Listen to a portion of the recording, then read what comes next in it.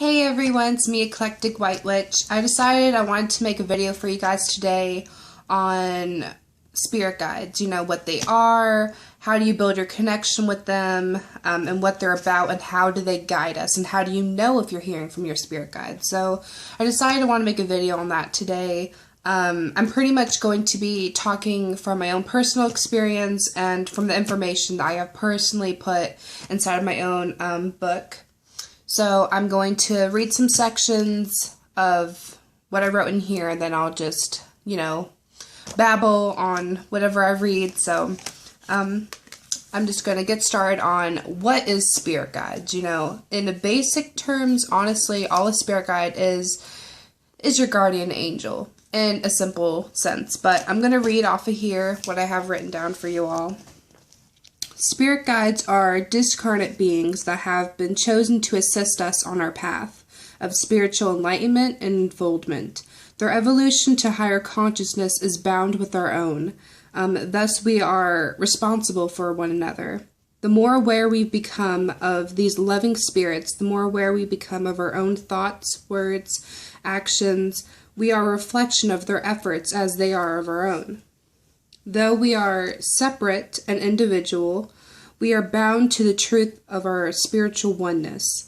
Guides are highly evolved world intelligence who administer its guidance, protection, assistance, psychic information, and hidden knowledge to an earthling, us. This intelligence has lived in many incarnations and is more involved than the person that they usually serve. Although angels are exceptions to this rule, in general they do not incarnate on Earth. So angels typically don't reincarnate like us humans do. But basically, like it says, spirit guides, they're these highly evolved spiritual beings that are meant to protect us and aid us and guide us through our path on this plane, through our daily lives. One thing to keep in mind, though, is that when you are working with your own personal spirit guide, although you may want to give your spirit guide a name or call it a name, it's not necessary. Everyone has a spirit guide, regardless if they're aware of it or not. Spirit guides usually communicate with us through mediumship in some sense. It's not necessary for you to call for your spirit guide to be called a name. I don't personally call my spirit guide a personal name like a Jennifer or anything like that. I just call her spirit guide, and she responds to that beautifully.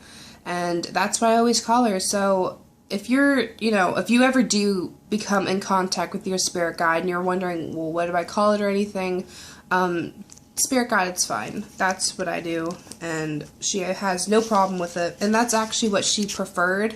I think my spirit guide doesn't want me to call her a specific name because names are very, very powerful. And as you know with demons, that if you know their name, you can bind to them or subdue them and other things. And I think maybe that's why she may not want me to call her a name, but as well as she specifically told me it when I was talking to my spirit guide that names are a human trait. It's something that we become accustomed to and something that we're used to.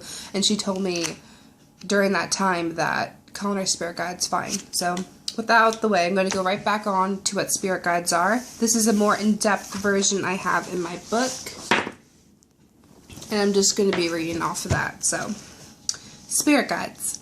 Spirit guides are assigned to us before we are even born, and they help nudge and guide us throughout our entire lives. They're responsible for helping us fulfill our spiritual contract we made with ourselves before we incarnate. Your higher selves help select these guides who help us while we're living out this incarnation. When it's time for your spirit guides to help you, they tune into your energy frequency and help direct you to fulfill your earthly mission.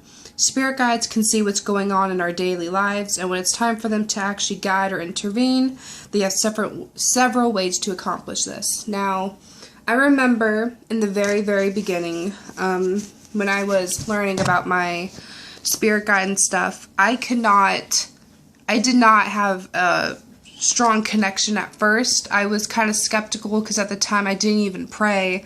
I was really, really young.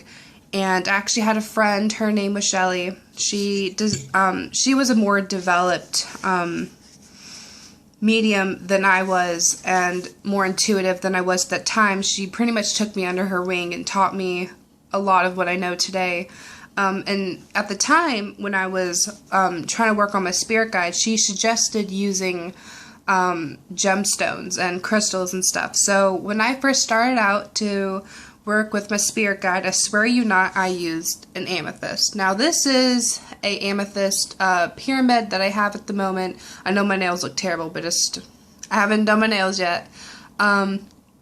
This is not the amethyst I used when I first started working with spirit guides, but I can say that since I have started using amethyst in my practice, it really began with my amethyst obsession in my practice. So this was the very first gemstone I ever connected to, and I will say, I remember when I first connected with amethyst, I felt, the energies coming off it and everything, and I will say, due to its properties, amethyst properties, it definitely helped me tune in better to my spirit guide's frequencies so I can physically pick up on her and hear her and stuff. And I will say that since the very beginning, when I did start with spirit guides and stuff, I will say that it was frustrating at first, but it was well worth it. I literally speak to my spirit guide on a daily basis throughout my entire day, every day.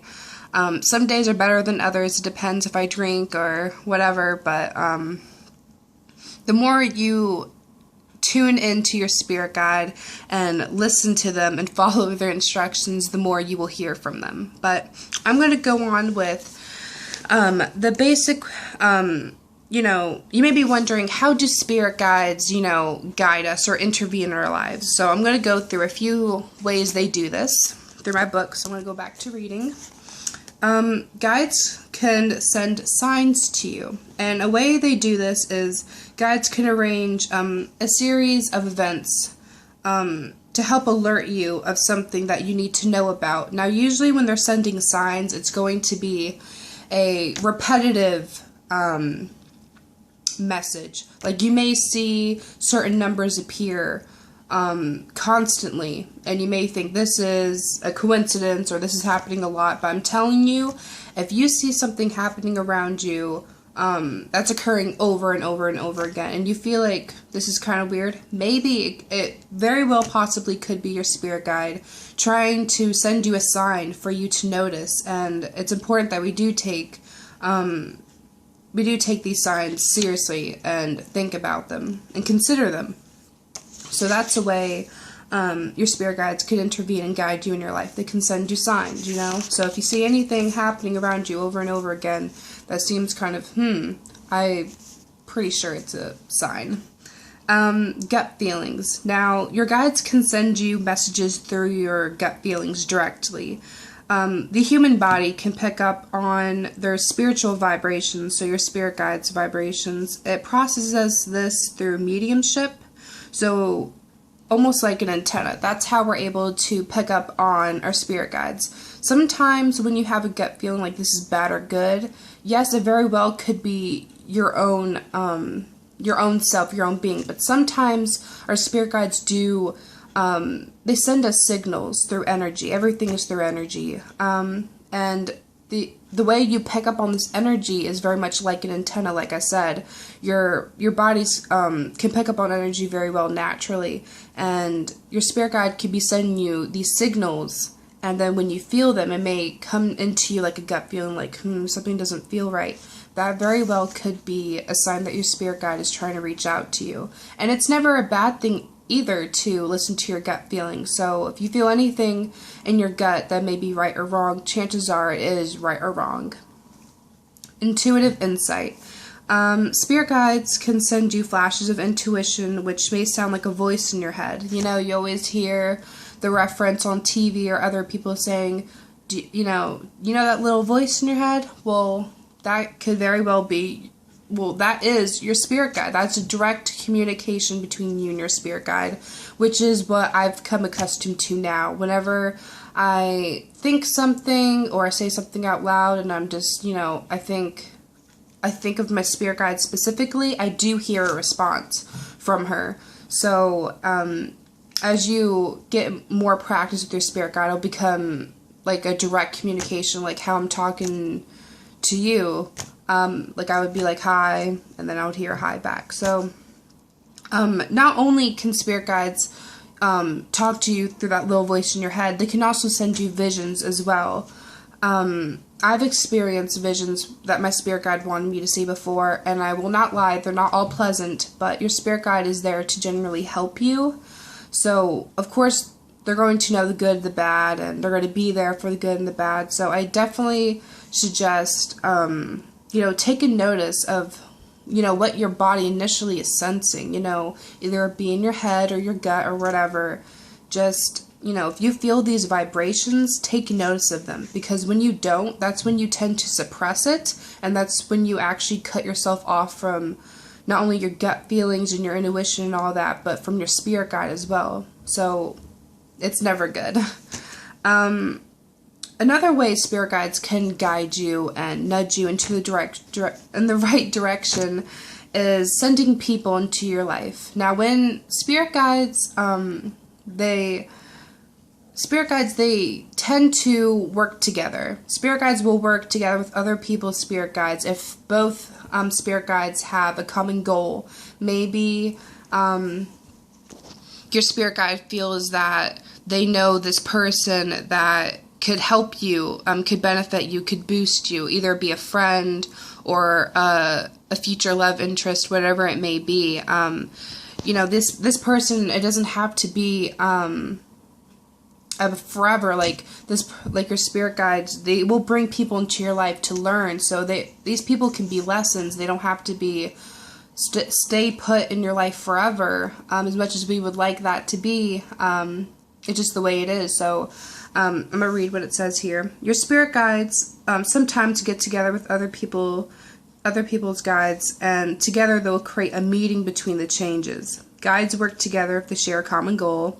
If it feels like a coincidence, consider that it may be a setup. So, another thing that spirit guides can do is arrange and nudge things around. Now, what I mean by this is they can physically arrange things around in a room. Now, this shouldn't be something like, what? Oh my gosh, because spirits can do this too. Demons can do it. Spirit guides can do it as well. If they have enough energy, of course they can. And as spirit guides are highly evolved spiritual beings, they, of course, have the energy to be able to do this. But something that you need to keep in mind is that guides can physically nudge you into the right direction, so they can poke you in the back or arrange things in your room, like I said, so they can, nudge you into the right direction or make you notice something. But this is really hard for spirit guides, you have to realize, because we ourselves have free will. We have free will as human beings, and they can only arrange so much and nudge so hard at things. The more you pick up on their clues, the better. Sometimes you just need to surrender to a situation that may seem frustrating, because it may be a sought-out reason from your spirit guide. Like you may be looking for your car keys and you can't find them anywhere in your house and you're just really frustrated. Well, how do you know your spirit guide didn't move your keys because there may be a fire going on at church or something? That's a pretty drastic example, but that is just an example I first thought of. So just, be aware, if something doesn't feel right, ask out loud, does this feel like this could be from my spirit guide, or did I not take notice of something that you personally did?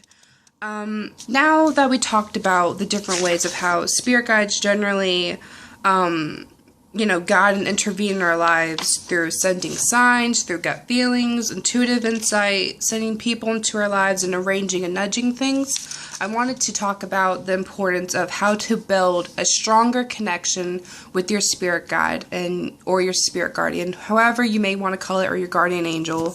The number one thing I will definitely say is listen to your intuition. Like I said, the voice in your head is a direct communication from your spirit guide.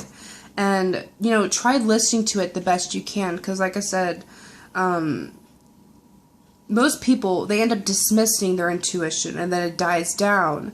And, we all have intuition for a reason. It's supposed to help guide us and everything else. Make sure to take notice that do not mistake your ego for your intuition. If you're hearing things in your head like, don't bother asking her out or him out, she will never go out with someone like you. That's most likely your ego. That's not your spirit guide. You need to learn the difference between your intuition and your ego. Another thing I will say when you're building a connection with your spirit guide is, like I said, follow your gut instincts. If the more you suppress your intuition and your gut, the less chances you're going to be able to have that feeling again. Your intuition, your gut feelings, they're going to weaken. It's pretty much like a muscle you need to build, and you need to keep using it and take notice of it and take care of it. And if you don't, you're going to lose it. So, another thing, like I said before, is watch for signs. Ask your spirit guides, what you want, and see what sign, and then look for signs from which you think may be signals that, may be heard, that may be answers to your questions. These signs can come in many ways or forms. Like, for an example, let's say you were thinking of getting involved in sports, and later you see tennis rackets in your home as a gift from a friend, or you hear more things about tennis from word of mouth, from work, wherever. It's most likely a sign. So, just take notice of your spirit guide's clues. It's just the better. Here is an actual technique I used in the beginning. I used journaling, automatic writing as a method to communicating with my spirit guide at first. I would basically write down questions in a little notebook, and I would find a quiet place. You could meditate if you want. I didn't. I just am naturally gifted, and I pick up on stuff. So basically, I would ask questions, like I would write it down. I would write down questions in a notebook, and then whatever I picked up on, I wrote it down. And that helped me a lot, along with the amethyst, like I said. So I would hold my amethyst in one hand, or it was actually a pendant at the time, so I wore it on me. So I was wearing my amethyst, and I'm just writing down questions, and whatever I hear and pick up, I just write it down. That helped a lot with me, because eventually I got to the point to where I didn't need to write it down. I can just say it out loud, or even think it. Don't even have to say it out loud in my mouth, and I would just hear it. So definitely recommend automatic writing a lot. It helped me a lot. And you know what? You don't even have to use amethyst. You can use clear quartz or whatever gemstone you want. That's just what worked best for me and what I personally connected to best. But definitely try it.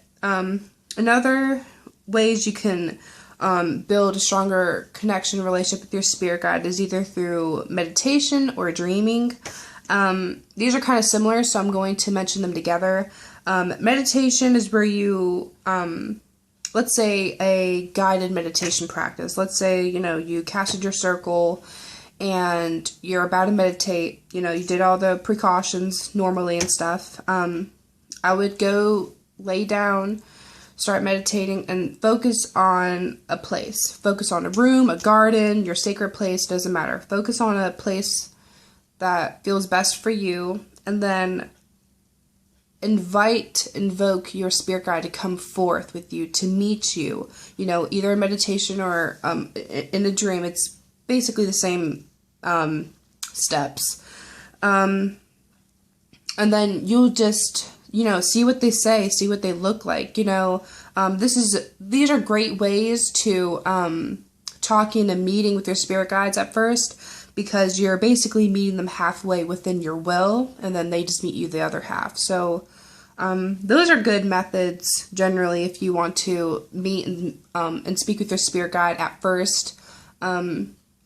When I first started out, like I said, my friend Shelly, she's very gifted. She would actually hear what my spirit guide was saying. I would ask questions and she would tell me what her responses were.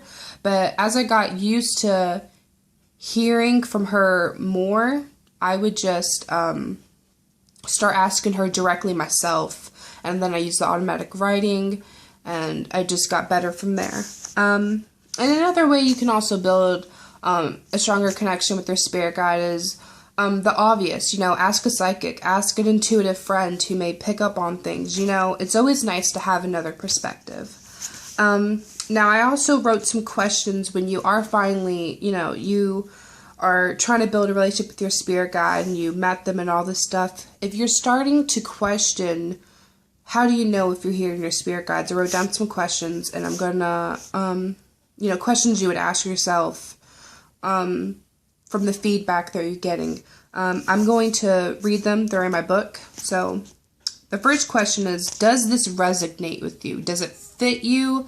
Does it feel like it's coming from your spirit guide and not you? Does it feel like it's initially not your ego? Do you feel like the advice makes sense? Do you get good results generally when you listen to their counsel? So when you listen to them for their advice and your guidance, does it generally lead you in a path that's best for you as opposed to harming you or,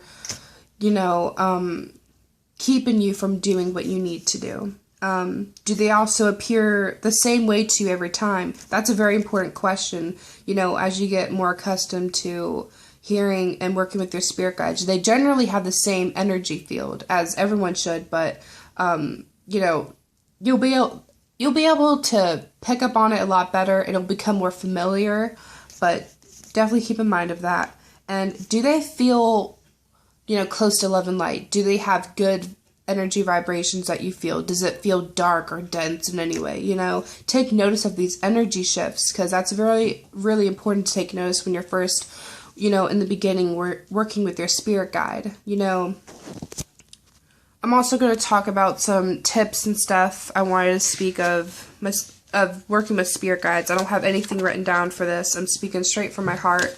I wanted to tell you guys the importance of, when you're first working or trying to get in contact with your spirit guide, definitely take notice of when you do hear a response back to whatever question. You need to keep in mind that evil spirits all the time can pretend to be helping, sacred souls. They'll seem helpful at first, and they'll have a fake identity so they can gain your trust. It's really, really important that in the beginning, if you do decide to do meditation or the dreaming method, definitely sit down, do it in a sacred circle, do it in a protection, do a protection boundary spell in your room, or cleanse it.